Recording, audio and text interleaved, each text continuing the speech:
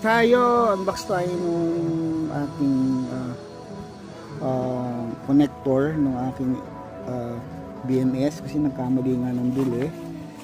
Ayun, hindi match dun sa aking BMS ngayon, match na siya sa BMS. Ito po yung BMS, no? Unbox natin. Ito po yung tamang BMS ng aking ito po yung tamang connector ng aking BMS. Ito po siya. Ayan, ito po. Bali 16S, no? Pero actually 17, ayun siya.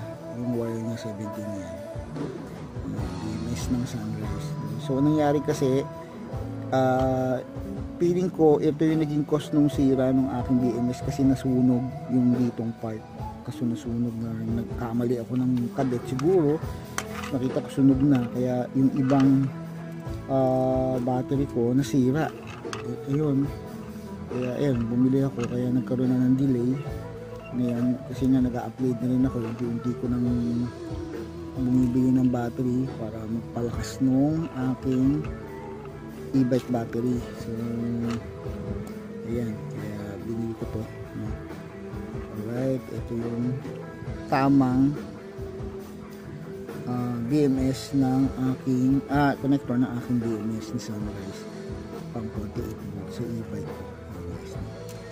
So guys, ang advice ko, ingat kayo sa pagkabit nito kasi pag kinabit nyo siya na nakalagay na sa battery at or nakalagay na sa BMS, may tendency masira, kaya dapat ikabit nyo siya na ito lang muna.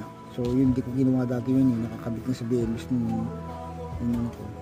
So tapos double check nyo rin kasi nga nagmamadali ako ng time na yun. Siguro yun yung mga na-cause ng sira, pero nagamit ko pa ng matagal yung aking battery kasi naibiyahe ko pa na malayo. Ang lithium kasi makunat matagal malubat, nadadala ko pa ng Pasay, yung aking ng Makati, yung aking e-bike, palikan na gagamit ko pa siya.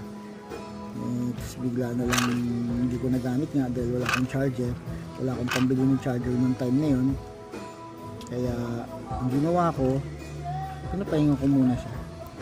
So ngayon ulit, pag may gig, pinapriority ko na siya since di na ako di ba?